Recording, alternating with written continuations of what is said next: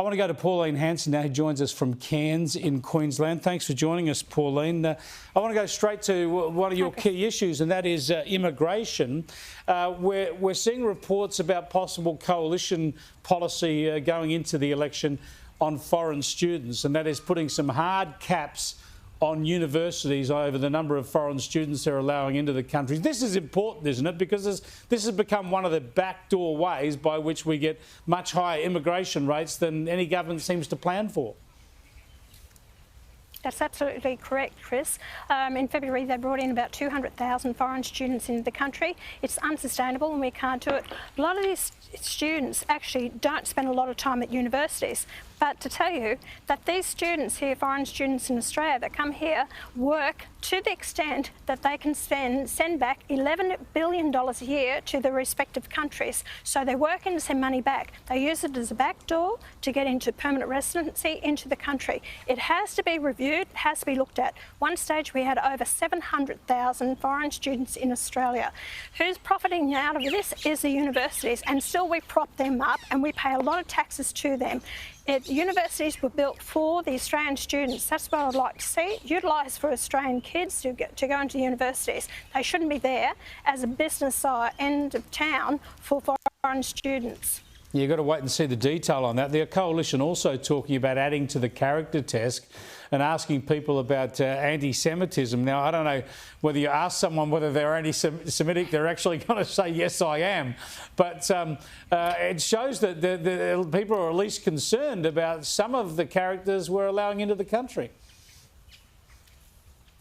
It does, and we've seen that over the years. The people that we brought out here, especially ones that, come here, they don't assimilate into our country. We know that also, Chris, from the people from the countries that apply to come here to Australia. Like we've seen with Gaza, you don't bring people out from Gaza when 75% of them support and back Hamas. Why would you bring those type of people out into the country? I've spoken about the makeup of people, where they come from. We don't have a strong enough allegiance in our citizenship oath that people give to Australia. But, to give out citizenship within 4 years, I think that's ridiculous in itself. People must prove themselves, and I wouldn't hand out citizenship as willy-nilly as we do. I think we need to toughen up our rules and regulations before we allow people to become citizens of Australia. We need to toughen up. Just briefly, in the lead up to the election, you've been a tried and tested political brand over many decades now and many elections. You polled about 5% nationally at the last federal poll. Current polling has you at 7 to 9%, possibly getting close to doubling your vote. This means that you're going to be even more important with your preferences around the country.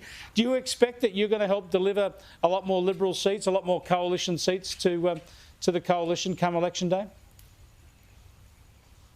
Well, I am a Conservative at heart, and the Labor Party's policies don't endear me to actually want to support them, because I think that the Labor Party's policy, especially on the cost of living, the renewables, this is actually destroying the economy and prosperity of the nation. And also they've done nothing about industries, manufacturing, lowering the cost of electricity. How could I possibly support that? They're in with the bed with the Greens. There's no Greens policy that I really do support anyway, but it is very important.